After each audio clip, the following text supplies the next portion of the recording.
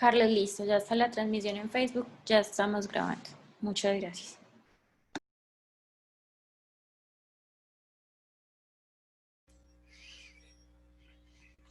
Listo.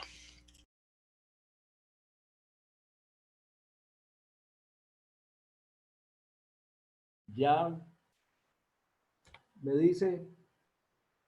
Listo, profe, ya estamos con todo listo. Buenas tardes. Les habla Diego Alonso Ramírez Gómez, coordinador del Laboratorio Financiero de Educación Financiera de la Universidad de Antioquia. Primero que todo, quiero darle los agradecimientos a Davivienda Corredores, comisionista de bolsa, y a sus directivos de acá de Medellín, el doctor Juan Carlos Gutiérrez y Ángela María Salazar, por darnos la oportunidad de presentar estas conferencias muy importantes del mercado de capitales, y al doctor Germán Cristancho, pues la persona que tiene el conocimiento completo sobre estos temas. Quisiera hacer una introducción sobre el tema, y es que predecir el crecimiento de la economía y de los mercados financieros en esta época difícil por la que están atravesando todos los países del mundo, desarrollados, emergentes y pobres, debido al COVID-19 que se convirtió en pandemia que ha traído una devastadora destrucción de riqueza y bienestar para las familias y empresas de todo tipo, causando una crisis económica y financiera debido a las fuertes medidas restrictivas, confinamiento tomadas por los gobiernos de cada país, que condujeron a una desaceleración económica para traducirse en una recesión económica mundial, situación que se aprecia constantemente en los comportamientos negativos de los mercados financieros sin precedente alguno, por la volatilidad que se ha disparado, como se apreció en la época de la crisis financiera del 2007-2008. Lo anterior ha llevado a los inversionistas de todo el mundo a ser más adversos al riesgo por la gran incertidumbre que se presenta en la actualidad en el mercado de capitales, pues la pandemia está latente, posponiendo estos sus decisiones de inversión en todo tipo de proyectos. Un ejemplo de la volatilidad es que muchos mercados de renta variable en economías grandes y pequeñas han sufrido caídas del 30% o más en el punto más bajo. Las diferenciales de crédito han aumentado, especialmente para las empresas de menor calificación. Por lo anterior, no es fácil predecir los mercados financieros en estos momentos mientras no se tenga la vacuna contra el COVID-19.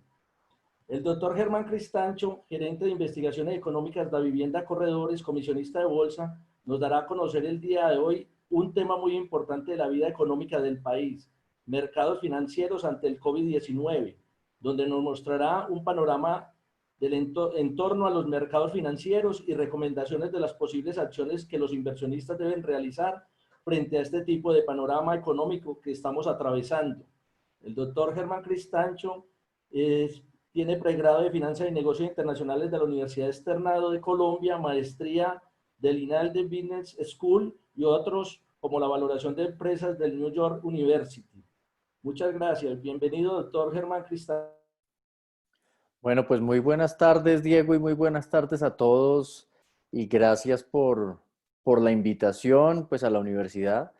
Yo creo que la introducción está bastante completa y yo creo que, pues, vamos a ver un poquito, les quiero mostrar un poco es esta crisis, en qué se diferencia un poco también a las crisis que históricamente hemos evidenciado, porque lo que uno sí se da cuenta es que en esta oportunidad hemos tenido un comportamiento de los mercados muy diferente y muy distante a lo que habíamos visto históricamente. Así que voy a empezar a compartirles mi pantalla para hacer la presentación. Solo, por favor, antes de arrancar, confírmenme que la estén viendo. Y ya. Sí, ahí está muy bien. Listo, perfecto. Entonces, pues yo creo que esta sin duda ha sido una crisis muy fuerte, una crisis sin precedentes y por lo menos una crisis que las personas o la mayoría de las personas que hoy vive no había presenciado. Esto yo creo que ya lo hemos dicho antes, y lo que quiero enfocarme es tal vez en ver cuál ha sido el comportamiento de los mercados, pero muy tomando tal vez las palabras de Diego, quería empezar por ahí en algo que me parece bien importante, y es que normalmente, cuando arranca una crisis, ¿qué es lo que pasa? Que el nivel de riesgo sube muy fuertemente. En los mercados financieros el capital se esconde. Financiarse y conseguir recursos se vuelve mucho más complicado, así que las tasas de interés se suben muchísimo E incluso empiezan a irse los capitales de los países con mayores debilidades o vulnerabilidades, y es lo que pasa, por ejemplo, con los países emergentes. Fue lo que ocurrió en los 80s, fue lo que ocurrió en los 90s, y en general es lo que ha pasado en el 2008, en distintas crisis a nivel internacional. Esa salida de capitales incluso muchas veces obligó a los bancos centrales a empezar a poner el tamaño de la zanahoria un poco más grande, a subir las tasas de interés y a ofrecerle un mayor nivel de rentabilidad a los inversionistas para que esos capitales se queden en el país. Esta es una crisis que ha sido muy distinta, y muy distinta en el sentido, y ya voy a hablar de crecimiento, pero yo creo que una de las principales diferencias que ha habido acá está en la liquidez.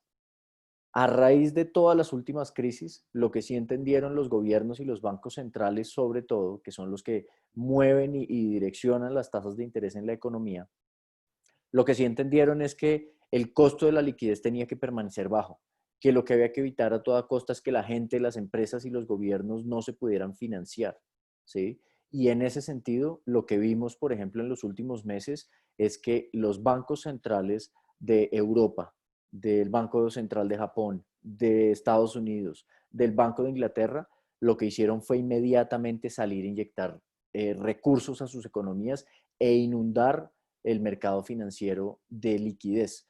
Una entrevista que le hacían al presidente de la Reserva Federal hace unos meses, al presidente Jerome Powell, y él le decía, a él le decían, ustedes básicamente lo que hicieron fue implementar una estrategia de inundar los mercados financieros de liquidez, y él decía, sí, prácticamente eso fue lo que hicimos. Lo que hicimos fue crear dinero, inundar el mercado de liquidez, que haya abundancia de liquidez. Nosotros podemos crear liquidez en términos digitales y prestarle o pasarle liquidez al gobierno, y eso es lo que hemos hecho. Eso me parece importante además dejarlo aquí, y ya voy a ir profundizando en el tema, pero quisiera de todos modos mencionar dos cosas. Primero, la principal diferencia hasta este momento de esta crisis con todas las anteriores es la liquidez y el costo de los recursos. Y eso se los voy a mostrar más adelante, cómo se ha traducido en la evolución de los mercados financieros, en la forma en la que se ha financiado Colombia, en las tasas de interés y en una cantidad de cosas. Y dos, ojo que la creación de liquidez y de dinero es una herramienta para equilibrar un poco los efectos y los moretones que deja esta crisis, los golpes y las heridas de esta crisis, pero nunca reemplazará la dinámica de la economía y de la dinámica de la oferta y de la demanda. ¿A qué quiero ir? A que la economía de Estados Unidos es una economía cercana a los 22 billones de dólares. Si fuera decisión de un banco central, como es la Reserva Federal, que la economía se recuperara y que se imprimiera toda la liquidez y la economía fuera de 30 o de 40 billones de dólares, pues lo hubieran hecho hace mucho tiempo. La solución no está ahí. Eso no reemplaza la dinámica de los agentes en la economía. Sí tiende a facilitar muchas cosas, y ya les muestro, por ejemplo, ¿qué ha pasado? Que una de las condiciones en esta crisis fue salir a que los gobiernos respaldaran a la economía y le entregaran liquidez a los hogares, a las empresas. En Colombia se adoptaron programas para jóvenes en acción, familias en acción, Colombia Mayor, el programa de apoyo al empleo formal, una cantidad de programas que implican giros directos a la población. ¿Y eso cómo se ha hecho? Pues al final se ha hecho con deuda. ¿Sí? Los gobiernos y países como Colombia, por ejemplo, no tenemos la opción de crear dinero de la nada. Nosotros tenemos que endeudarnos. Y eso es lo mismo que le ha pasado al mundo. La deuda, como proporción del PIB, ha llegado a su nivel máximo histórico en el primer trimestre y está en niveles de 258 billones de dólares, que eso es aproximadamente el 330% del PIB mundial. Y todos los países han tenido que endeudarse. Colombia no ha sido la excepción. En Colombia, si uno ve la relación de deuda como porcentaje del PIB, se espera que esa relación pase de un nivel que estaba el año pasado de 50% a niveles cercanos al 66% este año. Así que esta es una condición en la que los gobiernos salieron también a generar recursos de liquidez a los agentes en la economía, pero que es liquidez que se está trayendo de otros lados, ¿cierto? Y que va a llevar a que los niveles de deuda se incrementen muy fuertemente. Esto en cualquier otra situación anterior hubiese sido, uno, difícil, no nos hubieran prestado plata porque el nivel de riesgo era y es y ha sido demasiado alto en los últimos meses. O dos, nos hubiera costado muchísimo, muchísimo. En épocas o en crisis anteriores, las tasas de interés se subieron incluso a niveles casi de 2 dígitos. En Colombia, en la última semana de marzo y las primeras semanas y la primera semana de abril, incluso las tasas de interés del mercado financiero a las que se puede financiar y puede conseguir recursos el gobierno nacional subieron a niveles superiores al 9% efectivo anual. No es tan drástico como otras crisis, pero alcanzaron a subir, ¿sí? Ahora, ¿qué fue lo que ocurrió? Lo que sí ocurrió es que el gobierno empezó a recoger o a conseguir recursos de fuentes alternativas, empezó a usar ahorros del Fondo de Ahorro y Estabilización, empezó a contratar créditos con entidades multilaterales, con el Banco Mundial, con la CAF, con distintas entidades, y al final la capacidad de recursos y aquí, digamos, yo no quisiera entrar en el debate de si toda la plata se ha gastado o no. Eso es un tema que queda pendiente y que si quieren lo resolvemos un poquito más adelante para profundizar. Pero este era un año que en el presupuesto de la nación estaba a asumir un déficit, una diferencia entre ingresos y gastos cercana a los 23 billones de pesos, que es más o menos esto que se ve aquí en la línea verde, y es que el déficit fiscal se esperaba que fuera de más o menos 2.2% del PIB. Cuando llega esta coyuntura y esta crisis y se ve la necesidad de generarle plata a la economía para que no se paralice tanto y para que las personas, sobre todo las personas de menores ingresos, pues tengan con qué comer y tengan con qué suplir sus necesidades básicas por lo menos, o apoyar en algo, el déficit estimado se sube a un 8.2% del PIB, eso es en lo que se estima que va a cerrar el déficit de este año, y eso en proporción de plata es que el gobierno colombiano se tiene que salir a conseguir 60 billones de pesos adicionales. Solo para que se den una idea, en un año normal, en un año sin contratiempos, el gobierno nacional emite deuda en el mercado colombiano, se financia con títulos por un monto cercano a los 30, 35 billones de pesos. Así que salir a conseguir 60 billones de pesos realmente representa un reto grande y sobre todo conseguirlos en tiempo récord, conseguirlos no en un año ni en año y medio, sino conseguirlos en 2 o 3 meses. Así que ahí fue donde efectivamente se usaron muchas fuentes alternativas y en junio se pudo salir a hacer emisiones en mercados internacionales. Se emitieron 2.500 millones de dólares y las tasas a las que se consiguieron los recursos fueron las mismas tasas a las que nos habían prestado en enero del 2020. Entonces, yo sí quería empezar por ahí para decirles, esta sí ha sido una situación distinta y por eso es que muchas veces en los últimos meses se ha planteado el debate de si los mercados están un poco locos y se han desligado completamente del comportamiento de la economía, porque normalmente lo normal era ver que ambos cayeran. En esta oportunidad no ha sido así. Voy a mostrarles un cuadro que puede que sea muy, que esté muy lleno de colores, pero que para nosotros es el principal monitor de cómo se están comportando los activos financieros en Colombia. Esta presentación yo se las voy a enviar para que ustedes la puedan compartir o igual aquí muy probablemente queda el video y ustedes van a poder ver que nosotros en Corredores, en Davivienda Corredores y en el grupo tenemos más o menos como un tablero de control de cómo se mueven los distintos títulos o los distintos activos del sistema financiero, del mercado de capitales, títulos del sector financiero en IPC, tanto de corto plazo como de largo plazo, títulos en tasa fija, títulos de deuda pública del gobierno, etcétera. Y pues para hacerlo mucho más sencillo, los colores más o menos azules o verdes son títulos en inflación o títulos indexados a IPC y títulos amarillos son títulos en tasa fija. Y esto está ordenado por la rentabilidad efectiva anual o la rentabilidad anualizada de estas inversiones. Vean que en un año de crisis en el que la economía va a contraerse a la mayor tasa histórica, lo que hemos visto es que los activos financieros han rentado de forma positiva. Miren cómo ha sido la rentabilidad de los últimos años, 2017, 18, 2019. Si uno se pasa a la mitad de la tabla, las rentabilidades han estado oscilando alrededor del 9, 10%, en el 2018 fueron un poco más bajas y fue un año difícil y fueron rentabilidades cercanas al 6, 7%. En el 2019 las rentabilidades estuvieron entre el 8,5 y el 9%. Este año las rentabilidades han estado muy cercanas al 8 y 9%. Incluso ha habido títulos, sobre todo los títulos denominados en tasa fija, que han rentado en lo corrido del año a tasas cercanas al 13, 14, 17%. Entonces, ¿qué es lo que pasa con los mercados? Que no se está incorporando lo que está pasando en la economía. Yo diría que esto sencillamente es un reflejo de que los gobiernos han inyectado mucha liquidez, de que los bancos centrales a nivel internacional han bajado agresivamente sus tasas de interés y que en Colombia se han tomado incluso unas medidas también muy agresivas. Por ejemplo, en Colombia las tasas de interés en este mes de agosto, el próximo 31 de agosto hay reunión del Banco de la República. Nosotros pensamos que esa tasa de interés en Colombia, que hoy está en 2,25, muy probablemente va a bajar al 2%.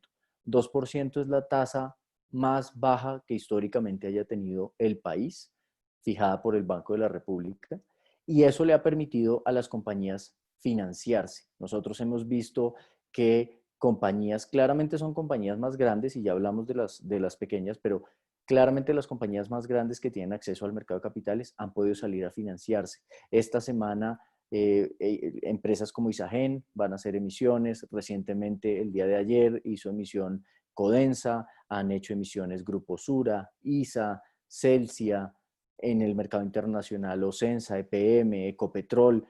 Eso era algo que en otra crisis no hubiese ocurrido. Conseguir recursos no hubiese ocurrido. Así que lo primero que yo sí me empezaría por decir es que eso también ha llevado a que en los mercados financieros tengamos valorizaciones. Eso mismo se ha visto, por ejemplo, en la deuda pública, digamos, en la negociación de los activos de deuda pública en Colombia, en el mercado de TES. Lo que hemos visto es que si uno descompone como la rentabilidad en lo corrido del año, el retorno o la rentabilidad efectiva anual de los títulos de deuda pública emitidos por el gobierno que se negocian en el mercado de capitales, vean que esta es la fecha de vencimiento de esos títulos: mayo del 2022, noviembre del 2025, noviembre del 2027. Las rentabilidades realmente han sido incluso de 2 dígitos, 12, 13, 14%. De pronto sí se ve que los títulos de más largo plazo, en la medida en que las cifras fiscales del país han recibido un golpe muy fuerte y se están deteriorando, y en este momento estamos a los ojos de las calificadoras y bajo la lupa de las calificadoras, de pronto ante la expectativa de que nos reduzcan la calificación y podamos incluso ubicarnos por debajo del grado de inversión. Eso ha tenido a los inversionistas un poco cautelosos. Eso no se les olvide, porque voy a mostrárselos más adelante cuando hable de qué tanto pueden bajar las tasas de interés y eso qué impacto puede tener sobre la tasa de cambio. Pero hasta aquí lo que se ve sin duda es que la economía, que los mercados han tenido un muy buen desempeño, ¿cierto? Tal vez, y en acciones seguimos teniendo un rezago grande, y ya les voy a mostrar, pero eso sí es cierto. A los mercados de deuda y a los bonos y al mercado de renta fija, que depende mucho de las tasas de interés en la economía, se ha comportado muy bien y ha tenido valorizaciones. En las acciones, lo que ha pasado es que hemos tenido desvalorizaciones, en donde incluso el mercado colombiano ha llegado a ser, hoy ya no lo es, pero ha llegado a ser el mercado accionario medido por el índice Colcap más desvalorizado del mundo y más rezagado en varias mediciones y durante varios meses. Ahí sí hemos visto una diferencia. Hay activos que sí se han golpeado, los activos que dependen mucho más del crecimiento económico y de la generación de utilidades o ese tipo de cosas, pero ya voy a ir un poco más allá. Eso en cuanto a los mercados. En cuanto a la economía, uno no puede desconocer que los moretones y las heridas en la economía sí se están dando y se van a ver reflejadas. Por ejemplo, con estimaciones del Fondo Monetario Internacional, que además son estimaciones que están muy cercanas a lo que nosotros pensamos puede ser el año, el Fondo Monetario considera que Colombia, o estima que Colombia, la economía colombiana puede contraerse este año 7,8%. 7,8% que, a la luz de la comparación regional, se ve como un país o como una economía que se contraería menos que América Latina. América Latina se contraería casi 9,4%, y si uno le excluye Venezuela a ese cálculo, la contracción sería de 9,2%. ¿Es buena noticia? ya miramos, pero uno lo que inicialmente no debería decir tan fuertemente es que Colombia lo va a hacer mejor que el resto de los países, porque sí es cierto que nos contraeríamos menos, pero también es cierto que la razón es porque arrancamos a caer de un punto más alto. Colombia venía en los primeros meses del 2020 creciendo a buenas tasas y venía en el 2019 mostrando una dinámica mucho mejor que los países de América Latina. América Latina, incluso si uno ve el crecimiento del año 2019, fue un crecimiento prácticamente de cero, 0.1%. Economías como la economía mexicana se contrajeron 0.3%. Entonces, pues digamos que Colombia venía corriendo más rápido y ese punto del que cae es más alto o esa velocidad a la que se empieza a desacelerar es una velocidad un poco más rápida que el resto. Pero si uno lo sumara, digamos, Colombia podía llegar a tener un crecimiento este año cercano a 3, se va a contraer 8%, quiere decir que mal contados, nos puede estar costando casi 11 puntos de crecimiento económico la crisis y el choque del COVID-19, que es algo muy parecido a lo que le ocurre a las demás economías. Vean México, en México la contracción es casi del 10%. Tal vez sí hay economías que han sufrido más, ejemplo Perú. En Perú los casos de COVID-19 han tenido unos resultados mucho más altos en muertes, en casos, en contagios, y eso también ha llevado a que el impacto en la economía sea más fuerte. Se espera que la economía de Perú se contraiga casi 14% este año. Así que esos moretones en la economía uno sí no debería perderlos de vista porque claramente es una de las mayores crisis a nivel histórico, ¿sí? De hecho, si uno viera el dato de crecimiento de la economía colombiana del segundo trimestre del 2020, la economía se contrajo o cayó comparativamente frente al mismo trimestre del año pasado, cayó 15.7%. Como les decía, nosotros hemos visto cifras o series históricas en alguna conversación incluso que teníamos con el exministro de Hacienda, Mauricio Cárdenas, y que estuvimos revisando unas estadísticas de crecimiento económico de nuestro país desde 1906. Nunca desde 1906, que tenemos las cifras, la economía colombiana había tenido una caída ni trimestral ni anual tan fuerte como la que como la que tuvo en el segundo trimestre, de 15.7%. Es una caída récord. Incluso tal vez la crisis que más recuerdan o que más recordamos los colombianos y que más recuerdan las personas es la crisis de 1998-1999. Para ese momento, la economía se contrajo algo muy cercano al 4.5% y fue una crisis bastante dura. Así que la magnitud de la contracción de esta crisis es muy fuerte. La parada repentina y el frenazo que pegamos todas las economías mundiales fue muy, muy fuerte y eso queda reflejado y queda evidenciado en una caída del PIB del 15.7% en el segundo trimestre y en donde hay algunas actividades que están sufriendo más que otras, claramente.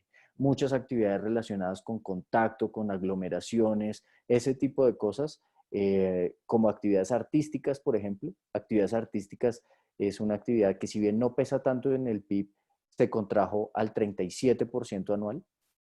Actividades que sí pesan mucho, como comercio y transporte, se contrajeron al 34%. Construcción, que es una actividad clave en nuestro país en materia de empleo, en materia de inversión, es una actividad determinante en la dinámica de nuestro país, se contrajo al 32%, pues ya les voy a mostrar unas cifras ahí, pero sin duda la contracción en el segundo trimestre fue muy, muy fuerte, ¿sí?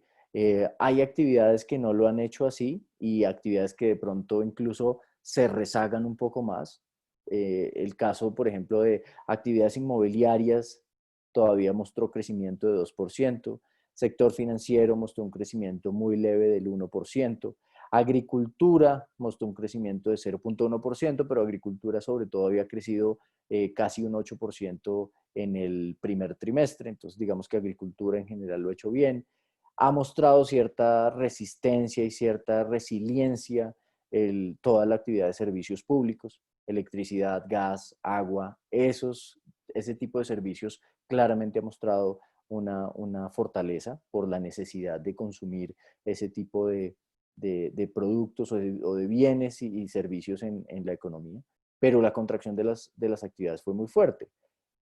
Haciéndole un pequeño zoom a construcción, lo que uno sí se da cuenta es un par de cosas. Primero, que el PIB de edificaciones, tal vez uno en construcción debería tener presente que la actividad de construcción en nuestro país se mide o se divide en 3 subsectores o en 3 actividades. En obras civiles, más ligado a infraestructura y a inversión en carreteras, en parques, en ese tipo de obras. En edificaciones, que tiene mucho que ver con edificaciones residenciales y no residenciales. Cuando digo no residenciales es comercio, bodegas, oficinas, ese tipo de cosas.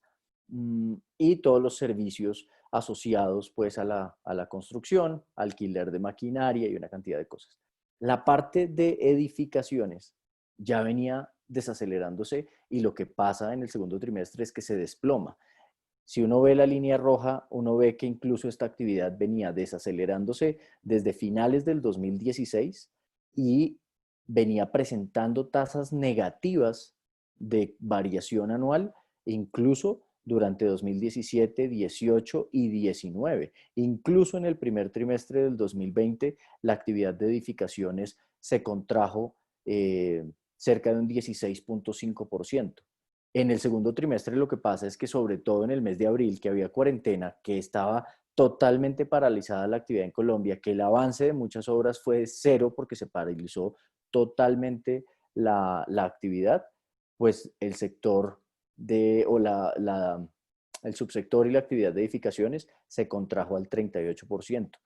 En el trimestre completo, el índice de área paralizada, de obras que pararon, digámoslo así, es altísimo. El área incluso paralizada en Colombia a nivel nacional llegó a ser de casi el 37% y hubo ciudades en las que ese porcentaje se ubicó por encima del 50%. Así que ahí sí vimos que esta parada repentina fue muy grande, pero es tan determinante este sector que este sector muy rápidamente fue al que se le permitió reactivar su dinámica. Estamos viendo algunas señales positivas en algunos frentes, sobre todo relacionados con vivienda, y ya les voy a mostrar eso. Obras civiles cayó muy fuertemente, obras civiles cayó 18.8%, muy explicado por la menor inversión o los menores giros hechos en inversión en carreteras, vías y ese tipo de cosas. Así que en el sector sí hubo una contracción muy, muy fuerte. Por el lado de la demanda, lo que uno sí ve es que el único rubro que se mantuvo positivo en el segundo trimestre fue el gasto del gobierno. Claramente el gobierno y el gasto del gobierno era el llamado a tratar de sostener en algo la economía. Es imposible sostener la economía al 100%, más en una economía, nuestra economía depende casi en un 70% del consumo privado, del consumo de los hogares, así que pues lo que es importante es lo que gastemos todos y el consumo de los hogares cayó 16%.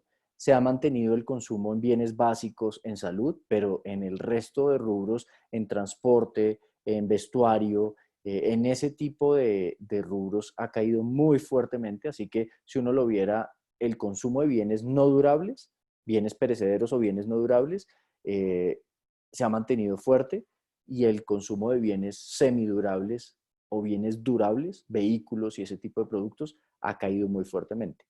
La inversión privada también, naturalmente. Las empresas han tenido que cerrar, muchas empresas se les ha caído el ritmo de actividad muy fuertemente por todas estas restricciones de movilidad. Así que eso ha llevado a que la inversión privada cayera en el segundo trimestre 32%. Pero, yo sí quisiera decir que la economía claramente ha empezado a mostrar unas señales distintas. Y ustedes saben que a partir de septiembre, incluso a nivel país, el volumen de actividad económica, si bien hay unos grandes peros todavía, el volumen de actividad económica ha empezado a repuntar. Eso no solo pasa en Colombia, está pasando en el mundo y está pasando en Latinoamérica. ¿Y qué es lo que está sucediendo en Latinoamérica? Latinoamérica fue la región en la que entró de última la ola de contagios de COVID. Digamos que nuestras curvas de contagios y de muertos y de las curvas de la epidemia seguían subiendo, mientras en Europa ya se había visto que estaban declinando, en Estados Unidos se había estabilizado. Incluso hoy, en España, por ejemplo, lo que se ve es que están presentando una segunda ola. Nosotros hasta ahora estamos pasando por el pico de la pandemia. aunque no tengo gráficas aquí, si uno revisara las gráficas, porque lo he hecho estos días, si uno revisara las gráficas o las mediciones de contagios o de casos de muertes, lo que se ve es que las curvas de Latinoamérica, no solo de Colombia, de Latinoamérica, se empezaron o se han aplanado, no se empezaron, se aplanaron y se están aplanando. ¿Han empezado en descenso fuerte? No, en algunas ciudades o en algunas zonas de Colombia sí ya empezaron a descender, pero lo que quiero decir con esto es que se están dando dos cosas, y es que estamos pasando estos países, incluido Colombia, por el pico de la pandemia, se están estabilizando las curvas o en algunos casos descendiendo, y eso también se está dando junto con una reactivación de las economías. Volver a cerrar la economía al nivel en el que cerró en abril, yo creo que no es tan probable, ni porque, primero porque no hay recursos para solventar y sostener a la economía con un nivel de parálisis como el que había en abril. Segundo, porque hoy hay más información y se ha dado cuenta y nos hemos dado cuenta que probablemente aplicando pruebas, aplicando el uso de tapabocas, lavado de manos, distanciamiento social, se puede manejar la situación. Eh, la vacuna es ese gran comodín y esa gran esperanza que tienen todos o tenemos todos en las economías y en el mundo, porque eso sería lo que sellaría definitivamente el factor que necesitamos para tener total tranquilidad de volver a retomar actividades de forma normal. Pero hasta que no haya esa vacuna, vamos a tener que seguir y vamos a tener que abrir y, como dicen y como se ha repetido, yo creo que 1.000.000 de veces, convivir con el virus. Así que volver a cerrar la economía al nivel de abril no es tan fácil, no es probable, yo pensaría, y eso lo lleva a uno a una siguiente fase. Y es, yo ya les mostré el choque. Ahora, ¿qué viene y qué debería esperar uno de aquí en adelante? La economía se contrajo en abril 20%. Si uno utiliza el indicador de seguimiento a la economía que reporta el DANE, lo que se ve es que ya para junio la economía empezó o su tasa de decrecimiento es mucho menor, es la mitad, es del 11%, y se ve como incluso actividades como la de construcción empiezan en ese mapa de calor a ser menos rojas, ¿sí? Se ve como hay una mejor dinámica levemente en actividades financieras y de seguros, en actividades inmobiliarias. Uno podría ver que agricultura también tiene una dinámica un poco mejor. Lo mismo que la manufactura se ha recuperado. Esto visto en otros indicadores, y déjenme, yo me adelanto aquí. Esto visto en otros indicadores, yo creo que me voy a adelantar un poco más aquí, es lo siguiente, y es, ¿la economía colombiana está rebotando? Sí. Y eso se marca en distintos datos. Todos estos datos que les voy a mostrar están al 14 de agosto. Cifras muy recientes, hace 12 días. ¿Sí? Son cifras bastante recientes, que esa es otra particularidad de esta coyuntura. Para recibir cifras de PIB, mejor dicho, para recibirlas del segundo trimestre, las conocimos ahora en agosto. Así que, pues normalmente tenemos un rezago como de 2 meses o un poco más en varios datos de actividad económica. En este momento hay muchos datos que se están llevando en medición incluso semanal. Vean que la demanda de energía en abril caía 11% anual. Hoy la demanda de energía en términos anuales todavía no crece, pero su caída ya es mucho menor, es del 3%. Si uno analiza, por ejemplo, la demanda de energía por sector en gigavatios hora día, lo que se ve comparativamente contra enero y febrero, que fueron meses buenos, lo que se ve es que el sector o la actividad industrial está llegando muy cerca de esos niveles. Hay otros sectores que se van a quedar y hace un tiempo la revista The Economist ponía en su portada como un 90%. Él lo llamaba la economía del 90%. ¿Y es por qué? Porque la economía todavía va a tener sectores, actividades restringidas o motores de su economía apagados, así que pensar que la economía va a volver a funcionar al 100% en el corto plazo todavía es difícil. La economía va a ir funcionando por ahora al 85-90%, ojalá un poco más, y eso va a hacer que volver a donde estábamos nos demore un tiempo, pero que en general nosotros pues lo que tengamos de alguna otra forma es una recuperación un poco más lenta, ¿sí? Pero sí tengamos ese rebote. Digamos que en general, lo que uno sí puede ver es que en materia, por ejemplo, de actividad de minería, la demanda se ha recuperado muy lentamente. En construcción, por ejemplo, pues se ve esa recuperación, pero se ve una recuperación un poco más moderado, que se ha estancado recientemente. En donde se ve una recuperación en demanda de energía más lenta es en el sector financiero, ¿sí? Pero lo que quería mostrarles aquí es que efectivamente hay un rebote y unas buenas noticias. Lo mismo se ve, por ejemplo, en la dinámica de combustibles en Colombia, por ejemplo. Si uno ve la dinámica de gasolina o de los derivados del petróleo, uno puede extraer de aquí cosas bien importantes. Primero, que la demanda de diésel cayó mucho menos que la demanda de gasolina. El sector o la actividad de transporte y la actividad productiva claramente se afectó menos. Se afectó, pero se afectó menos. La demanda en millones de galones día pasó de 5.3, 5.5 millones de galones día a cerca de 3 millones de galones día en abril, y hoy ya está llegando a los 5 millones de galones día.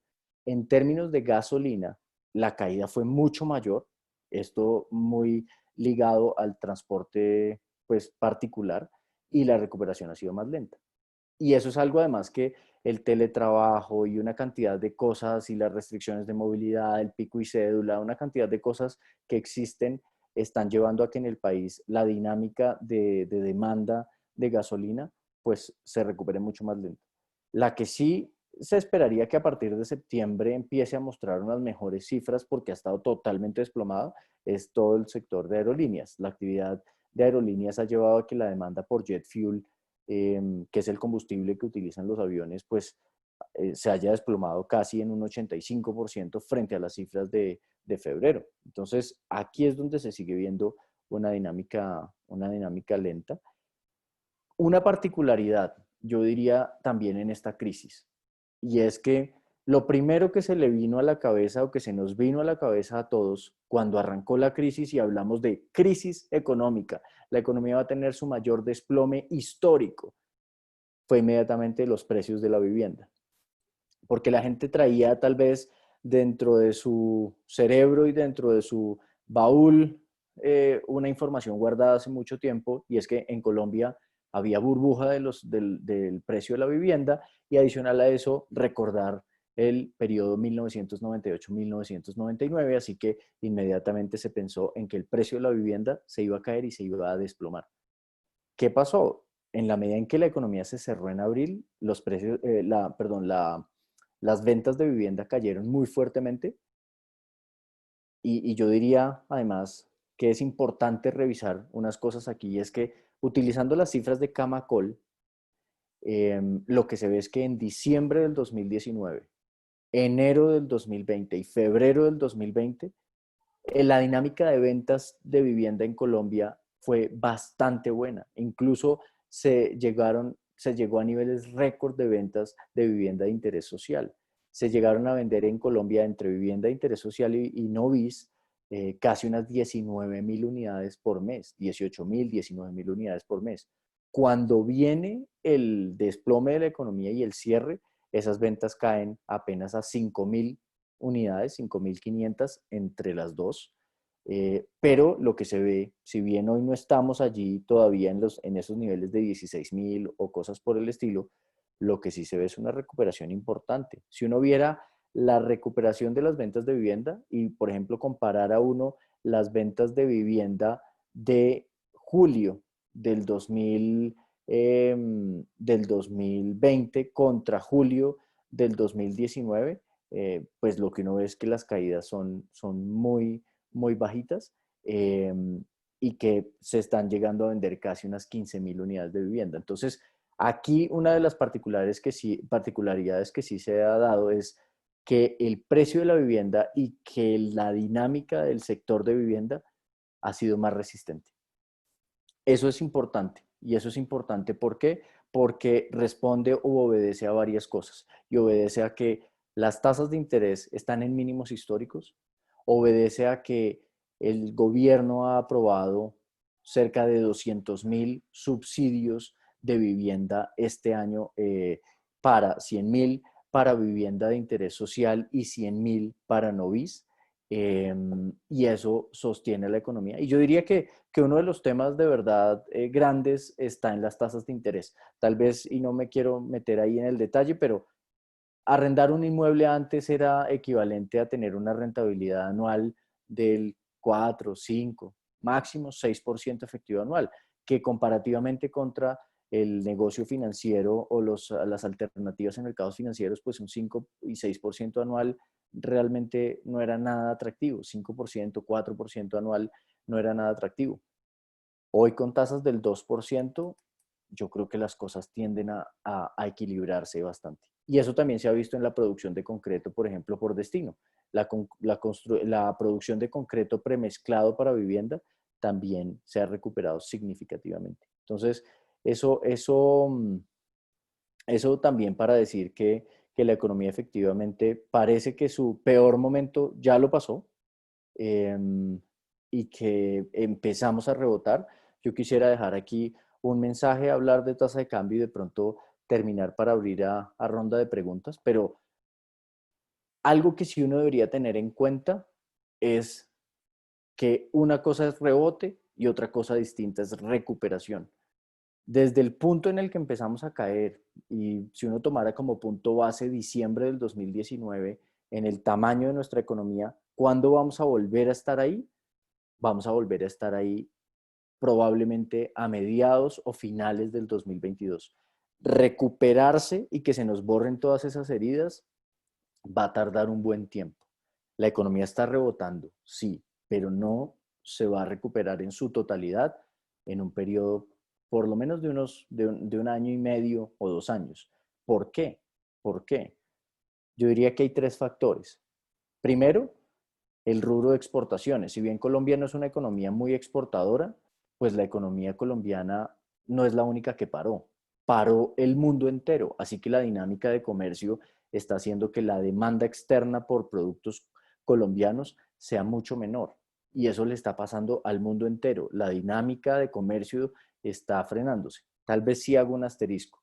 Y es que si uno viera las últimas cifras de comercio, medidas por oficinas de monitoreo de comercio global con datos a junio, o el movimiento de los principales contenedores de movimientos de carga en los principales puertos a nivel mundial, con datos a julio, lo que se ve es que el crecimiento entre julio y junio o entre junio y mayo es muy importante. Sí se está viendo la reactivación del mundo a partir de mediados del año y las cifras de comercio están empezando a mostrar una mejoría importante. Pero está claro que en la medida en que todas las economías pararon, las exportaciones van a hacer que en la medida en que nos vayamos recuperando lento, la tasa a la que nos vamos a jalar todos va a ser lenta. Segundo, el desempleo. Eso no es mentira, ¿sí? Es decir, ese es un efecto real, esa es una herida real de la economía que va a demorar tiempo en sanar. Y si uno quiere verlo, en la economía colombiana, el número de ocupados con las últimas cifras disponibles a junio, comparativamente contra los ocupados que existían o que había en Colombia en junio del 2019, el número es 4.3 millones de personas menos. 4.3 millones de personas perdieron su empleo. ¿Quiénes son esas personas? ¿En qué sectores están? ¿Qué tipo de personas son? ¿Qué tipo de empleos son?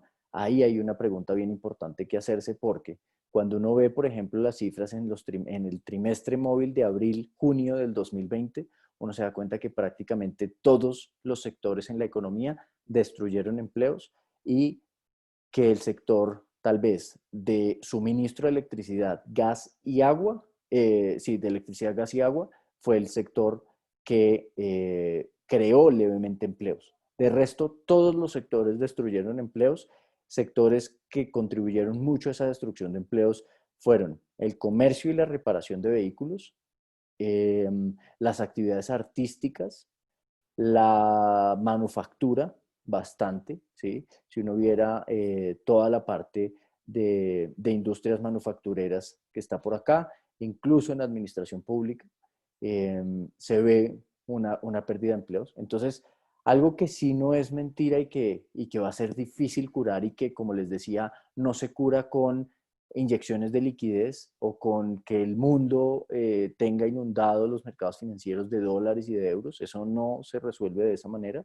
Depende de la actividad de la economía y de los agentes, es la creación del empleo. Así que el ingreso disponible en Colombia sí va a caer y por lo tanto el consumo se va a recuperar más lentamente y por lo tanto la economía se va a recuperar más lentamente. Vamos a tener un mercado que va a tener un exceso de capacidad, un mercado laboral que probablemente no va a tener presiones muy fuertes de los salarios, porque por el contrario va a haber mucha oferta laboral, va a haber mucha oferta de gente poniendo a disposición su mano de obra, digámoslo así, para trabajar. Entonces va a ser un mercado que no tiene muchas presiones al alza en términos de salarios, no tiene muchas presiones en términos de inflación y es un mercado que se va a recuperar lento y que influye en el ingreso de los hogares colombianos. Y el tercer y último factor es que esta es una crisis un poco injusta.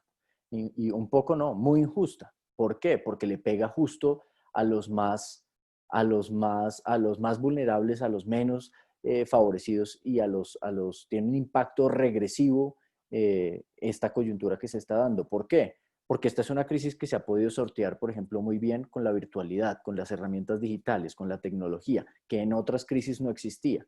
En esta sí, y muchos sectores han podido funcionar y por eso el boom de aplicaciones como Zoom, como YouTube, como muchas de estas aplicaciones que se están dando en términos tecnológicos. Pero no todos los segmentos de la población tienen acceso a esas herramientas tecnológicas. Así que esas actividades informales o que dependen del contacto y la presencia física son las que más están sufriendo.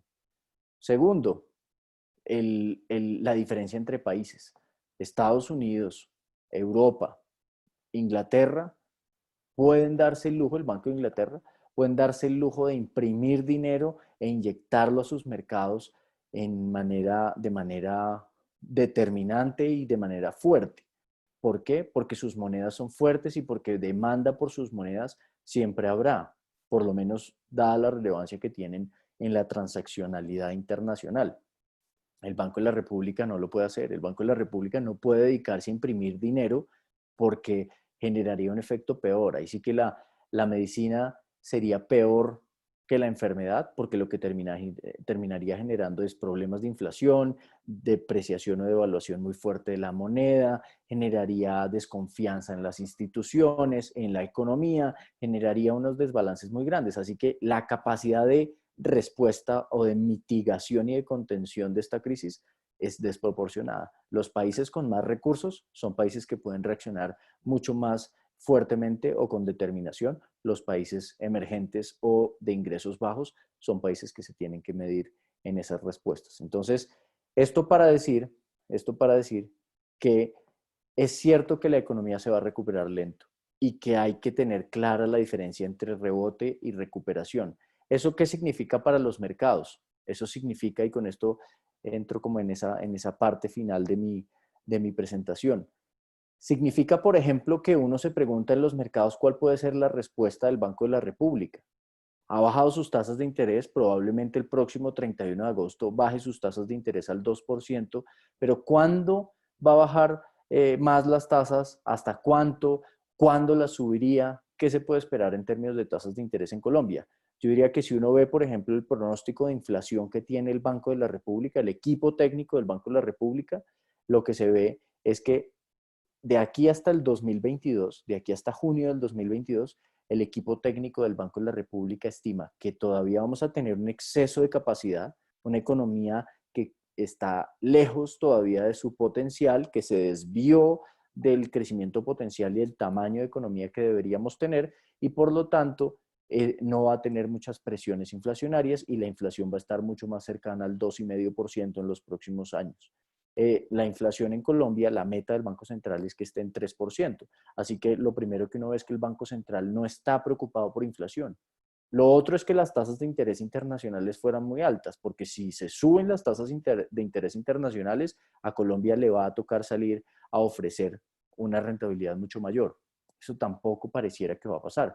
Pareciera que las tasas de interés en Estados Unidos se van a quedar bajas por 2 años consecutivos incluso. Mañana se lleva a cabo una conferencia importante, un simposio que se llama Simposio de Jackson Hole, en donde va a hablar el presidente de la Reserva Federal, Jerome Powell, y todos vamos a estar súper atentos a lo que diga, porque muy probablemente incluso va a haber modificaciones y se van a empezar a dar luces de modificaciones en la forma en la que se está manejando la política monetaria y los objetivos económicos en Estados Unidos. Pero con esto lo que quiero decir es que si el Banco de la República no ve que las tasas de interés internacionales vayan a subir, ve que la economía se va a recuperar lento y que vamos a estar lejos del potencial y que no hay algún riesgo, por lo menos no significativo, de que se vaya a incumplir la meta de inflación, lo que eso quiere decir es que las tasas de interés van a estar en niveles bajos y por un buen tiempo.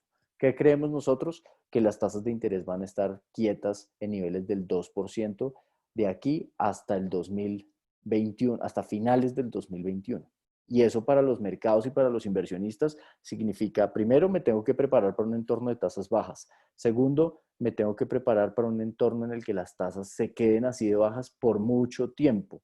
¿Cómo hago para poner a rentar mi capital? Y tercero, que va muy ligado, digamos, a eso es, nos tenemos que preparar para un entorno en el que hay que pagar toda esa deuda que contratamos, bien sea porque se aumente el IVA, se disminuyan las exenciones y exclusiones de IVA, aumenten los impuestos. Algo va a pasar, pero el ingreso que se destina a pago de impuestos va a ser mucho mayor en los próximos años. Así que desde el punto de vista de un inversionista, tengo que pensar cómo compensar ese ingreso que va a empezar a destinar más al pago de impuestos, cómo genero esa renta adicional y cómo en un entorno en el que las tasas están bajitas y se van a mantener bajas.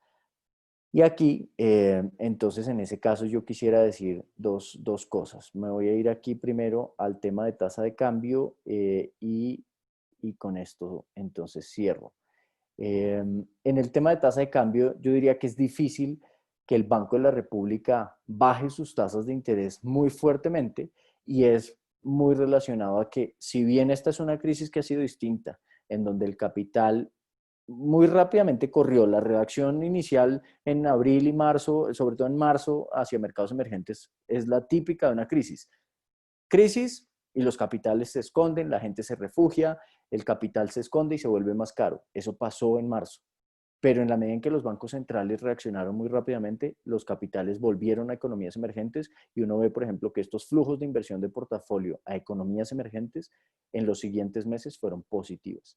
Pero cuando uno mira las cifras hacia Colombia, no pasa lo mismo. Cuando uno ve las cifras del año 2020, lo que hemos tenido es, en lo corrido del año, con cifras hasta finales de julio, es salidas por 1.855 millones de dólares y hemos tenido salidas pues, mensuales recurrentes. La única entrada fue en mayo y fue una entrada muy moderada, muy pequeña. Así que ahí es donde está la primera restricción para el Banco de la República. Si nosotros bajamos mucho ese tamaño de la zanahoria, el tamaño de la rentabilidad ofrecida de nuestro país, puede que esos capitales se vayan y si ya no más, con un diferencial de tasas que no está mal, porque países como Perú están al 0,25, países como Chile están al 0,50. Si ya nosotros estando al 2,25 no necesariamente estamos mal y no está entrando plata, pues bajar más la tasa de interés podría llegar a generar alguna reacción en estos capitales. Segundo, pues que el tema de los capitales se vuelve súper relevante porque cuando uno analiza el componente de deuda externa pública y privada o deuda externa total de nuestro país, pues lo que sí se ve es que estamos llegando a unos niveles altos, del 48% del PIB, y que si uno ve las cifras desde el 2001 es una cifra alta, y que si uno ve las cifras de endeudamiento externo de corto plazo, se da uno cuenta que ese endeudamiento que hoy asciende a los 24.000, casi 25.000 millones de dólares, como proporción de nuestras reservas internacionales, pues uno podría verlo de dos formas. Primero, que esa proporción de endeudamiento de corto plazo ha empezado a significar ya no el 25 o 30% de nuestras reservas internacionales, sino el 45% de las reservas internacionales, las cuales igual han subido. O dos, uno también podría decir que las reservas internacionales de todos modos en Colombia cubren casi la mitad de los vencimientos de obligaciones externas de los próximos 12 meses. Así que pues todavía Colombia tiene con qué responder a esas necesidades de dólares, pero las necesidades de dólares son tan altas que en Colombia pues no nos podríamos confiar.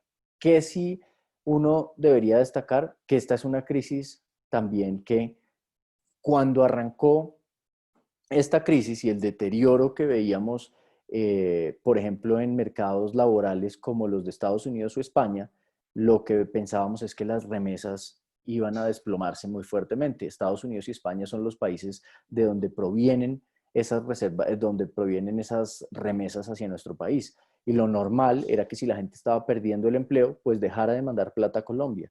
Pues lo que ha pasado en esos países es que se le ha entregado plata directamente a los hogares, directamente a las personas, y las remesas hacia países como Colombia no han caído de forma importante. De hecho, han empezado a estar con crecimientos levemente recientemente cercanos al 1% o estar en niveles muy cercanos a los del 2019. Así que aquí hay otra noticia que uno debería destacar. Las remesas en nuestro país no es que sean tan representativas como lo son para países centroamericanos o países como México, pero pensábamos que las remesas iban a poder caer casi un 30% anual y la verdad es que se han recuperado y lo han hecho y se han comportado bastante bien. Entonces, esto para decirles que nosotros sí pensamos que el dólar en Colombia se va a mantener alto y que el Banco de la República está muy limitado, muy condicionado a no bajar sus tasas de interés tanto, sobre todo por el componente externo. Por eso es que pensamos que las tasas de interés se van a quedar en ese 2%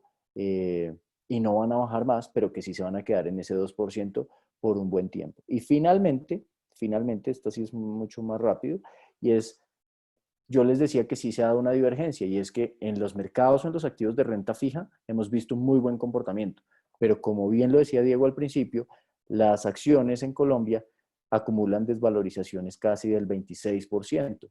No somos hoy la bolsa más desvalorizada del mundo, pero estamos dentro de las 5 más desvalorizadas del mundo. Mientras en la región, mientras el promedio de economías desarrolladas cae 8%, mientras las emergentes caen 7%, mientras países como Chile, México o Brasil caen entre un 13, 17%, nosotros caemos 26%. ¿Qué pasa o por qué la divergencia si se supone que somos el país de la región latinoamericana que menos se va a contraer, pero el que tiene más golpeadas sus acciones? Yo diría que hay particularidades de nuestro mercado, hay particularidades como la baja liquidez que hemos tenido, la salida de inversionistas extranjeros que ha afectado eso, pero también influye la composición sectorial. En otros países, la participación de empresas con base tecnológica o en negocios tecnológicos es un poco mayor, incluso hay ofertas o alternativas de compañías de esas en los mercados accionarios de países como Brasil, de países como Argentina, por ejemplo, que en Colombia no la tenemos. En Colombia la participación más grande es de bancos, de petróleo, por Ecopetrol, y de construcción a través pues de las compañías de materiales o de las holdings. Así que eso es lo que nos está haciendo a nosotros estar rezagados. ¿Creemos que hay oportunidad en acciones? Sí, y nosotros pensamos que en la medida en que ya en el mundo y en Latinoamérica los casos de COVID están empezando a descender y a estabilizarse, que el rebote de la economía ya es mucho más real y que estamos viendo esa reactivación y que las tasas de interés están tan bajas, lo que va a empezar a ocurrir de aquí en adelante es que muy probablemente las acciones se comporten de una manera mucho mejor. ¿Que la economía se va a demorar 2 años en recuperarse? Sí, y eso debería llevarlo a uno a pensar entonces que la recuperación también de las acciones y de las utilidades de las empresas va a ser gradual. ¿Que el camino va a ser en línea recta ascendente? No, porque existe la probabilidad de que haya segundas olas, rebrotes y que haya todo este problema y que la economía se vaya reparando sus heridas de una de las mayores crisis, por no decir de la mayor crisis de los últimos 100 años, pero que pensamos nosotros que existe la posibilidad de que las acciones se comporten bien de aquí en adelante, sí. ¿En dónde está el riesgo o los riesgos que nosotros vemos? En qué pase con la tasa de cambio, ¿sí? Aquí algo que monitoreamos y a lo que se le toma la temperatura todos los días es al sentimiento de los inversionistas extranjeros, al sentimiento de los mercados internacionales, porque donde ese chip cambie, lo primero que se golpea es la tasa de cambio. Así que ahí es donde nosotros creemos que tenemos el monitor puesto y donde hay que ir como con pasos de plomo y hay que ir piano piano en lo que tiene que ver con flujos externos y con decisiones que impacten esos flujos externos. Yo creo que eso es. Aquí termina mi intervención y mi presentación. Yo no sé si ustedes quieran de pronto mencionar, pues quieran hacer algunas preguntas o quieran que resolvamos algunas inquietudes.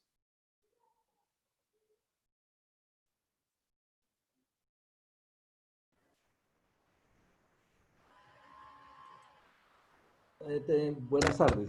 Sí, hay algunas inquietudes, algunas preguntitas que es que, bueno, primero que todo, hay una pregunta, ¿cómo se ha comportado cómo se ha comportado la inflación con la inyección de liquidez que se ha realizado el gobierno nacional con los programas sociales y las bajas tasas de interés para la financiación de empresas? ¿Cómo se ha comportado? ¿Sí la oyó? ¿La Sí. oyó? Bueno. Sí, entonces, pues la inflación en Colombia ha descendido muy rápido y de hecho la inflación en Colombia en los últimos 12 meses está en 1,97%. Yo creo que no veíamos inflación en Colombia o índice de precios al consumidor con una variación de esas por allá desde el año 2013, 2012, cuando la tasa de cambio había caído mucho. ¿Cuál es la razón? La razón es que efectivamente en los últimos meses se implementaron subsidios a los servicios públicos, se implementó disminuciones de IVA o eliminaciones de IVA, por ejemplo, a ciertos planes de celular. Se han implementado una cantidad de medidas gubernamentales que han llevado a que los precios, por ejemplo, los precios de bienes regulados en la economía caigan, eh, disminución del precio de los combustibles, ese tipo de cosas. Pero también lo que hemos visto, por ejemplo, es que el mismo exceso de oferta que hay en varios sectores hoy está haciendo difícil vender porque o por las restricciones, porque la gente no está comprando, porque la gente está mucho más cautelosa, hay exceso en los restaurantes, exceso de capacidad me refiero. Eso está llevando a que los precios de muchos productos en la economía caigan. ¿Existen riesgos de que pueda descender un poco más la inflación? Sí, y sobre todo, por ejemplo, en tarifas relacionadas con educación. Vamos a ver qué pasa en la medida en que los colegios no pueden abrir de forma presencial y la educación tiene que funcionar de una forma distinta, pues eso puede llevar a que haya descensos, puede ser adicionales. Pero yo diría que hasta ahora, ¿cómo se ha comportado la inflación? Con un descenso. ¿Qué esperamos nosotros que ocurra? Que se estabilice un poco y que sobre todo en el segundo trimestre del 2021 la inflación repunte significativamente. ¿Por qué? Sobre todo por que se van a revertir varias de esas medidas, son medidas temporales, ¿sí? Eliminar el IVA a los planes de celular de menos de 70.000 pesos no es una medida permanente en Colombia, es una medida temporal. Lo mismo los subsidios a servicios públicos. Entonces esas medidas se van a revertir. Y lo otro pues tiene que ver con el efecto base, que tuvimos unas inflaciones muy bajas o unos descensos de inflación cuando en el segundo trimestre del 2021 se compare contra el segundo trimestre del 2020, lo que vamos a ver es que la inflación va a repuntar. Entonces nosotros sí pensamos que la inflación se va a quedar en niveles inferiores al 2% por ahí hasta tal vez marzo del 2021 y luego va a empezar a tener un repunte importante. Las bajas tasas de interés en la inflación, yo diría que no, en cuanto a la financiación, no influyen tanto, y es porque en Colombia la inflación mide el índice de precios de productos y servicios al consumidor, más allá que el costo del dinero. El costo del dinero sí lo mide la tasa de interés, entonces por eso yo diría que ahí esa baja tasa de interés no se, no se va a ver tan reflejada en la inflación. En el largo plazo, sin ánimo de extenderme en la respuesta, pero en el largo plazo sí puede que influya, porque en el largo plazo lo que vamos a tener es que las empresas tuvieron que cerrar, la oferta agregada en la economía se redujo, va a haber disminución de la oferta, de materiales, de materias primas, de una cantidad de cosas, y en la medida en que eso se reduce, pero la economía va a aumentar su demanda por reactivación y por menores tasas de interés, eso va a generar un desbalance entre oferta y demanda que puede generar algo de presiones inflacionarias, pero estoy hablando de año y medio, 2 años en adelante. Bueno, hay otra pregunta. Buenas tardes. Desde el análisis del comportamiento del endeudamiento público del gobierno colombiano, se destaca definitivamente la posibilidad de financiar la economía nuestra con la emisión primaria, como lo han sugerido algunos economistas. Sí, eso es algo que yo creo que siempre se ha dicho,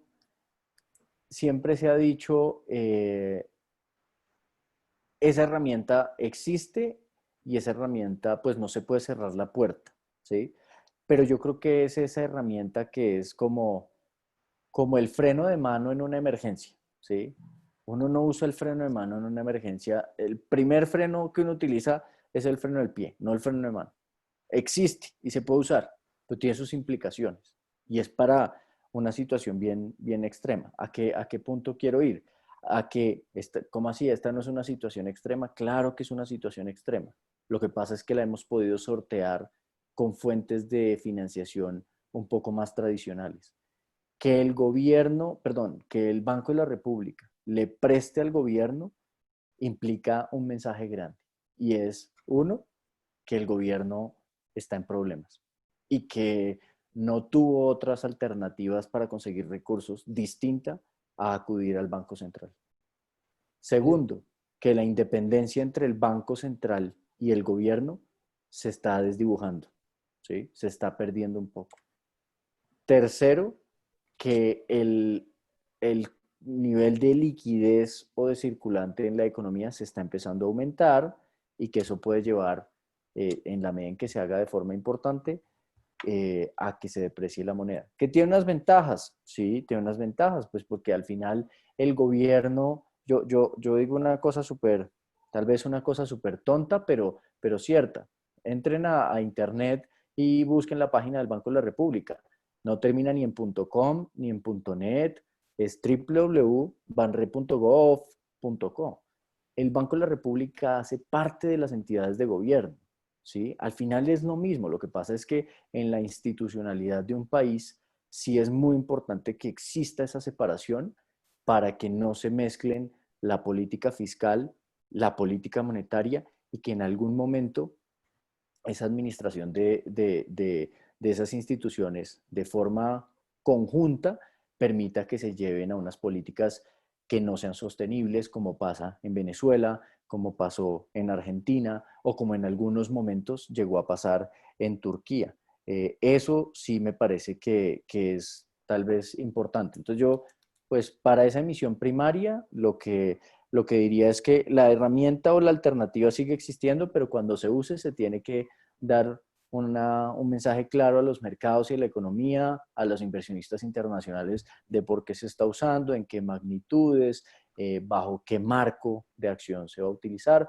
Pero yo en este momento pensaría que si bien el chaparrón y el aguacero no ha pasado, el gobierno tiene cómo conseguir recursos sin necesidad de acudir al Banco de la República. La única razón o el argumento, pues no la única, pero el principal argumento que iría en contra de lo que yo estoy diciendo es que alguien me diría, pues ¿para qué le va a pagar usted intereses al mercado internacional si el Banco de la República le cobra cero? Eso es cierto, pero ese cero tiene unos costos ocultos o unos costos indirectos que hay que evaluar.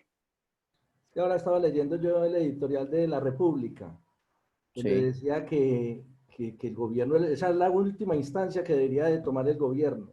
¿Por qué? Porque pues sería muy mal visto por la banca internacional, sabiendo tiene credibilidad, ha sido un buen pagador, nunca ha entrado en problemas de default ni nada, y que puede conseguir hasta tasas más baratas, según pues el editorial, más baratas que el Banco de la República.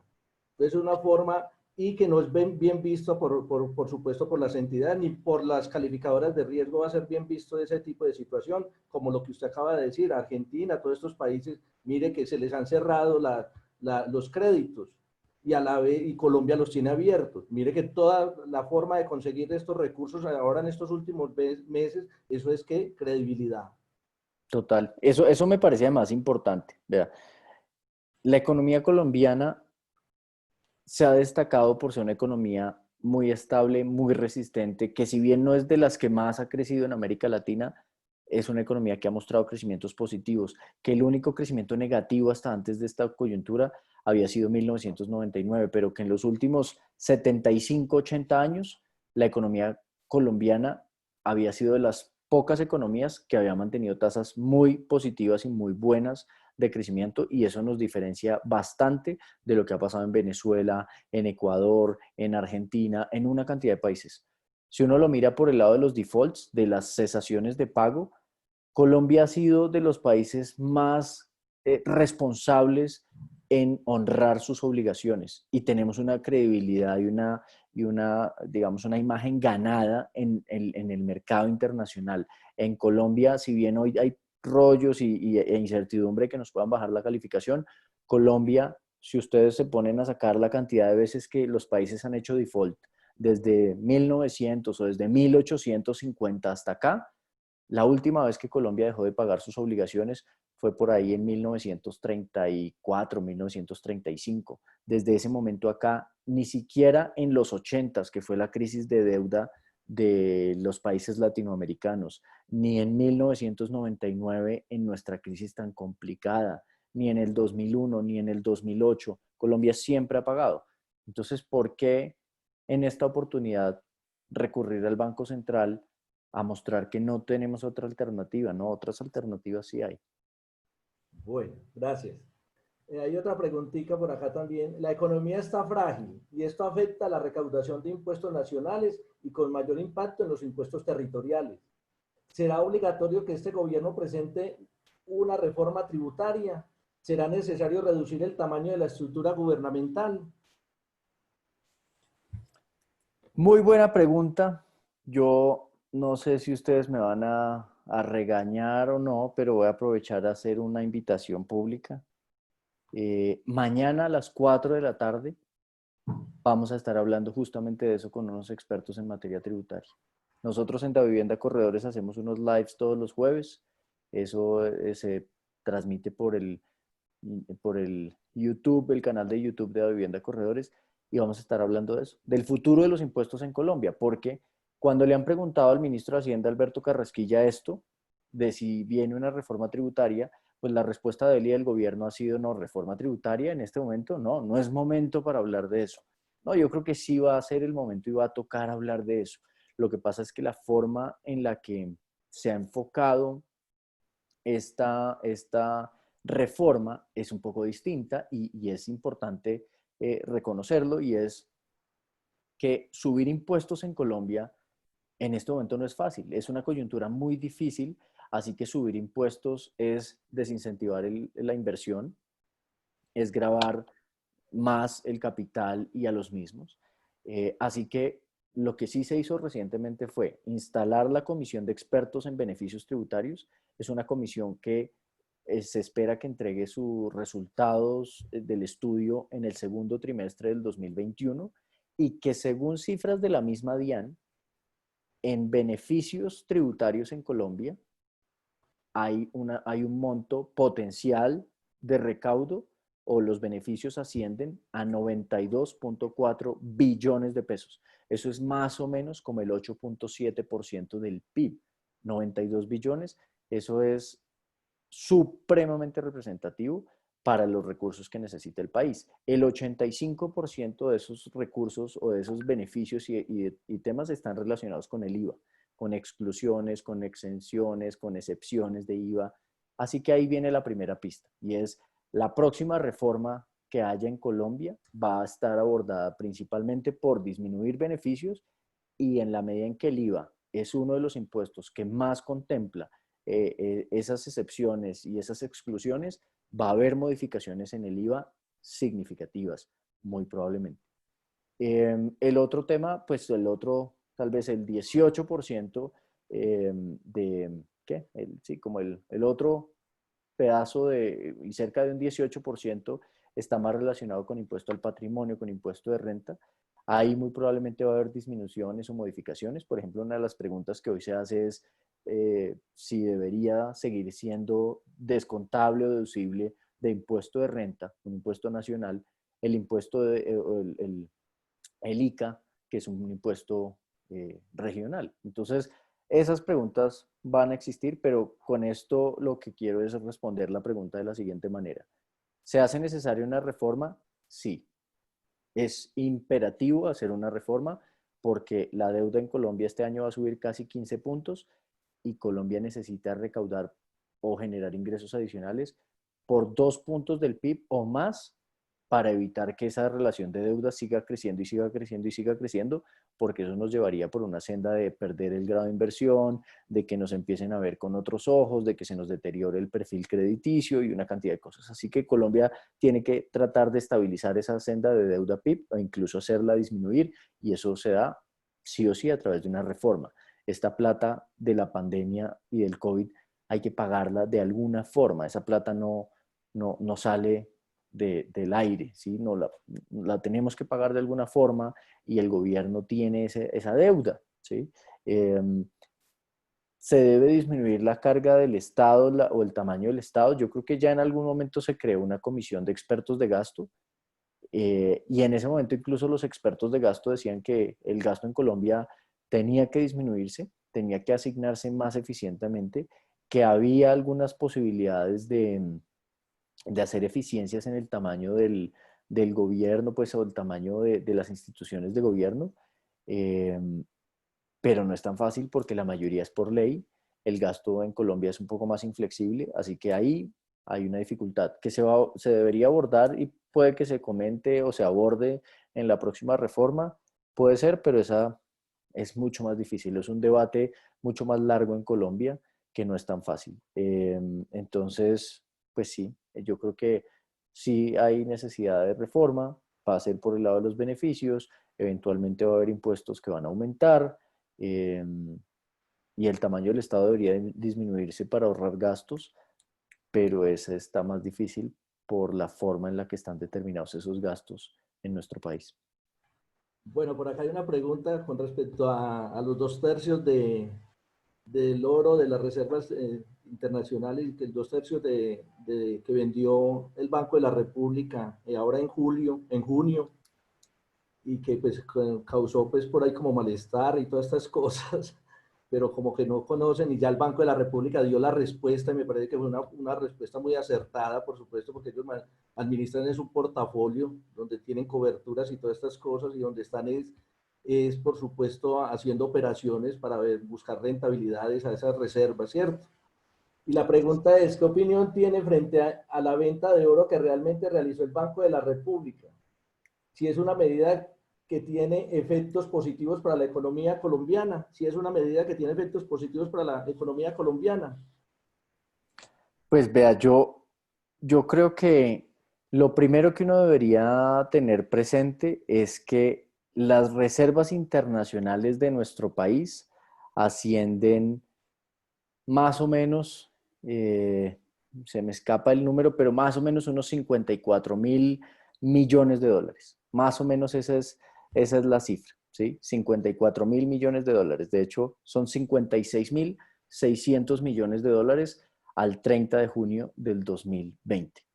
De esas reservas internacionales, el 96%, el 95.6% de las reservas estaba invertido o está invertido en títulos bien calificados, principalmente deuda o títulos de gobiernos, de economías desarrolladas, calificados AAA, activos líquidos.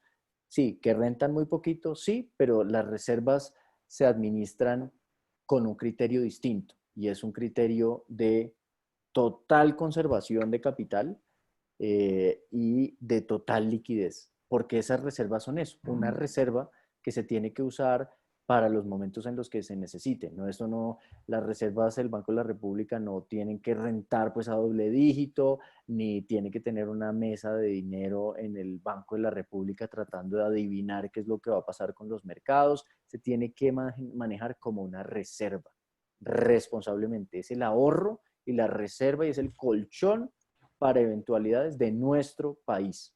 Así que el que se ponga de creativo a tratar de generarle un punto más de rentabilidad a eso, puede que esté más bien es generando un riesgo grande. Segundo, el oro físico, que es el que tenía el que tenía el banco en sus reservas a junio, pesaba apenas el 0.42% del total de las reservas. O sea que, pues, para cualquier persona, 1 billón de pesos o lo que sea, es muchísimo dinero, muchísimo. Pero como proporción de las cosas, como proporción de país, 0.42% realmente es muy poco. Y tercero, yo diría que es cierto, yo creo que el oro puede subir más. Yo creo que las tasas de interés en el mundo están tan bajitas y la liquidez se ha inyectado de tal manera y tan abultadamente que el oro muy probablemente va a subir más y va a seguir siendo representativo y puede que suba más, ¿cierto? Pero la forma en la que el Banco de la República administra eso es una forma distinta. Y es que el Banco de la República empieza a ver cuál ha sido la volatilidad de los activos y la volatilidad del oro claramente en los últimos meses se ha subido muchísimo. La lógica del Banco de la República no es ni rentabilidad ni adivinar el futuro, ¿sí?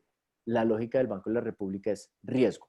Tengo que disminuir el riesgo y sobre todo porque es que el 96% de mi portafolio está en deuda de gobiernos que está a tasas por debajo del 1%.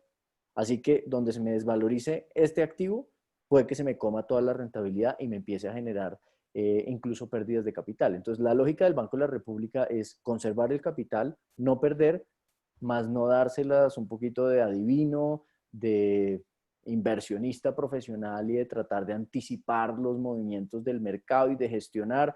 El que se ponga, insisto, ahí muy creativo puede poner en riesgo las reservas de este país. Entonces, yo diría que no le hace tanto peso a eso, que pudiese el gobierno tener una proporción mayor en oro. Puede ser, perdón, el gobierno, sino el Banco de la República, puede ser. Lo que pasa es que el oro también hay que ver o hay que entender que el mercado del oro ha cambiado mucho. Y en el segundo trimestre, por ejemplo, ojo con esto, en el segundo trimestre del 2020, el segundo mayor comprador, ojo, el segundo mayor comprador de oro en el mundo, después de los bancos centrales, había sido los ETFs o los productos financieros en mercados desarrollados. Es decir, hoy los mercados financieros tienen ETFs o activos financieros que replican el movimiento del oro.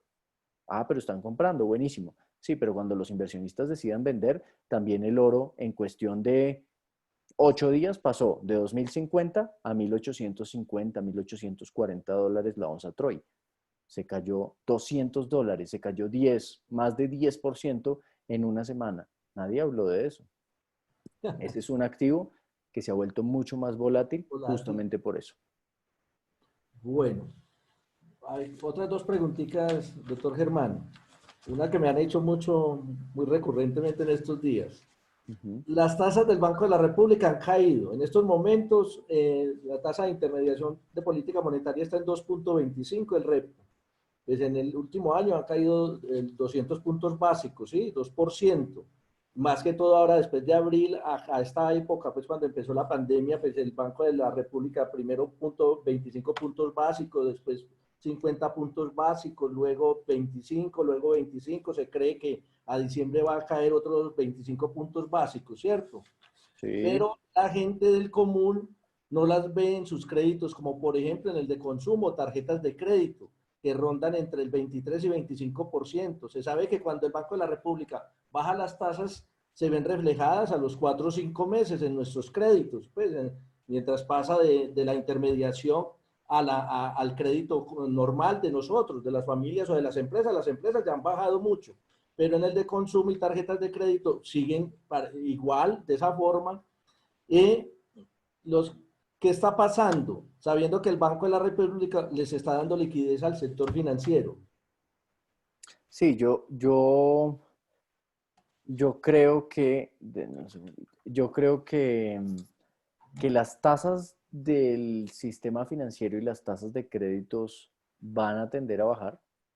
Eh, y de hecho, yo creo que es un proceso natural del análisis de riesgo mismo que se da, y es que tal vez los mercados han sido mucho más rápidos que los mismos bancos, y en los bancos y en la economía vamos a ver los efectos, y ahí es donde uno empieza a ver, y es, los mercados se asustaron y subieron sus tasas, sí. En marzo y abril, como les decía, la tasa a la que se financia Colombia, por ejemplo, la tasa de negociación de un título de deuda pública a 10 años, pasó de niveles del 5,5% a niveles del 9, 9,30, una cosa por el estilo. ¿El mercado y la liquidez y el costo del dinero se subió? Sí. Lo que pasa es que muy rápidamente, como les decía, los bancos centrales bajaron tasas, en Colombia se bajaron tasas y rápidamente el mercado de capitales se ajustó. Ahí el análisis de riesgo fue mucho más rápido. Pero viene el efecto de la economía. ¿Las empresas están pasando dificultades? Sí. ¿Las personas están pasando dificultades? Sí. Los bancos son unos agentes intermediarios. Los bancos utilizan su plata y la mía, la que yo les pongo en cuenta de ahorros, para prestársela a alguien más. Así que los bancos me tienen que responder a mí por la plata. Lo que estoy diciendo es, los bancos también tienen que hacer ese análisis de riesgo. Los bancos lo único que hacen es trabajar con la plata de terceros.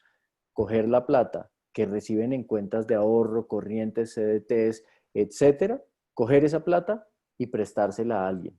Si se la prestan a alguien a quien no le han hecho un buen análisis, la van a perder, ¿sí? Entonces, en ese análisis de riesgos, lo que sí pasa es que en la economía sí hay moretones, sí hay heridas. En la economía los riesgos sí son más evidenciables que en los mercados financieros. Entonces, el costo del dinero ahí no se ha transmitido muy rápidamente. Pero sí hay algo muy cierto en la pregunta, y es, el Banco de la República está manteniendo tasas bajas, las va a mantener por mucho tiempo abajo. Le ha ayudado al sistema financiero con liquidez. Eh, ha soportado a los mercados financieros, lo cual le permite incluso a los bancos o a las entidades financieras financiarse más barato, porque eso no se transmite en las tasas comerciales o en las tasas de consumo. Yo sí creo que se va a transmitir, y de hecho hay algunos segmentos en los que sí se transmite. Por ejemplo, en la cartera comercial se transmite, incluso buena parte de los créditos se hacen, por ejemplo, a IBR más unos puntos. En la medida en que se hace denominado en IBR, el IBR es un indicador que va muy ligado a las tasas del Banco de la República, eso se refleja más rápido.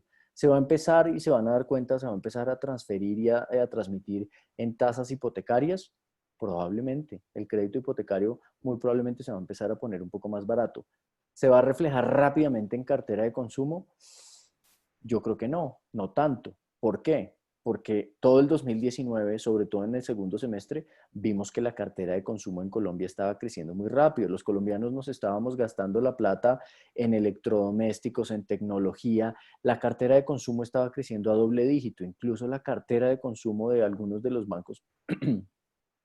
bancos principales en Colombia llegó a crecer a tasas del 30%.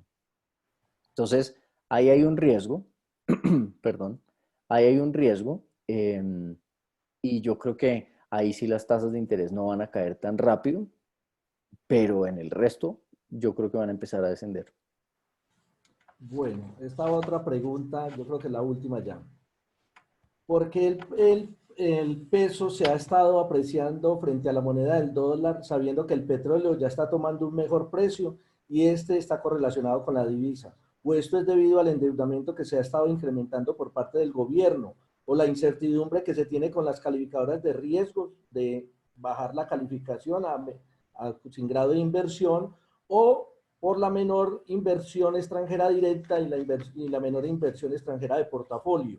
¿Qué se está presentando en este momento sobre esta situación? Y por eso se debe estar dando que esa divisa esté apreciándose todos los días. O hoy, por ejemplo, se depreció 33 pesos, 36 pesos. Sí, sí, hoy el dólar en Colombia cayó más o menos hasta 3.835, Cinco. una cosa por el estilo. Y ayer estaba incluso llegó ayer a 3.883, si no estoy mal. Sí, señor. Hay algo que está pasando en el mundo y es que el dólar se ha debilitado, pero no se ha debilitado frente a monedas emergentes. Eso es lo primero. ¿Qué pasa en las economías emergentes? Que somos economías que, como les decía, tenemos menor capacidad de reacción y que por lo tanto somos un poco más vulnerables que el resto de economías desarrolladas. Entonces, por eso es que uno ve que esa gran inyección de liquidez que ha hecho, por ejemplo, Estados Unidos, eso es un tema de oferta y demanda, ¿sí? A mayor oferta, los precios caen. La oferta de dólares en el mundo se ha aumentado rápidamente y el precio del dólar ha caído, pero ha caído solo frente al euro, frente a la libra, frente al yen, frente al dólar canadiense, frente a esas monedas fuertes, frente a las monedas emergentes no. Y tiene mucho que ver con digamos que con el comportamiento, por ejemplo, de nuestras economías que se van a recuperar un poco más lentamente. Tiene mucho que ver con la necesidad de dólares que tenemos nosotros, como les mostraba la deuda externa, como les mostraba pues esos flujos de inversión de portafolio que no están llegando tan fuertemente a nuestro país. Tiene que ver con los riesgos que existen de que nos bajen la calificación. Sí, de hecho, una de las preguntas, por ejemplo, que me hacían en esta semana es, oye, ¿y por qué el dólar se está subiendo tanto si el dólar está cayendo afuera frente a otras monedas? ¿Qué pasa esta semana? Realmente, en esta última semana y media, las agencias calificadoras han hecho comentarios sobre la posibilidad de que Colombia se le baje la calificación. De hecho, Fitch por ahí mencionó que la probabilidad de que Colombia se ubicara por debajo de grado de inversión era casi un 50%. Entonces eso ha influido. Y lo otro que influye mucho que uno pensaría o que uno no lo ve tan claro, es que en la medida en que la economía se cierra, como en abril, la actividad productiva de nuestro país paró totalmente. En Colombia, el 60% de las importaciones las hace el sector manufacturero, las hace la industria. ¿En qué tipo de bienes? En bienes de capital, en maquinaria, en equipo, en materias primas, en bienes intermedios. La industria genera el 60% de la demanda de dólares que se utiliza para importaciones de productos del exterior, además porque nosotros hay muchos productos que no generamos o no los elaboramos o no los producimos en Colombia. Cuando para la economía, para la demanda de dólares de las empresas. Y el dólar descendió entre marzo y junio, diría uno, o finales de mayo, o junio, sí. El dólar descendió. Pero en la medida en que la economía ha vuelto a reabrir, la demanda de dólares va a seguir aumentando. Así que eso también ha hecho que el dólar se suba un poco. Eh, pero yo diría que uno de los factores principales sí tiene que ver con la percepción que existe de que las calificadoras nos puedan bajar la calificación de riesgo en los próximos meses.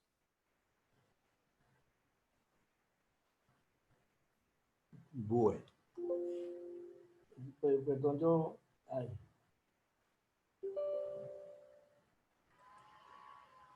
Bueno, doctor Germán, muchas gracias.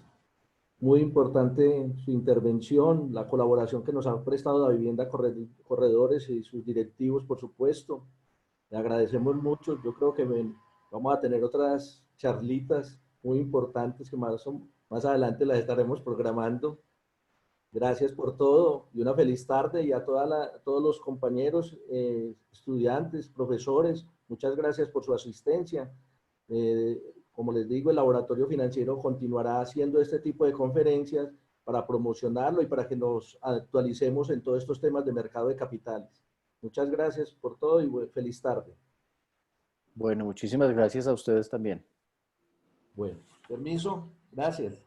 Muchas gracias a todos por esta presentación, al doctor Germán Cristancho por acompañarnos el día de hoy, al profesor Diego Ramírez por su moderación. A todos los espectadores, muchas gracias y los invitamos a estar pendientes de los próximos eventos. A Carlos de Udarroa, muchísimas gracias por la colaboración. Gracias a ustedes, muy amables. Que tengan bonita tarde. Lo mismo. Carlos. Yo doy por terminado el evento. Tranquilo. Feliz.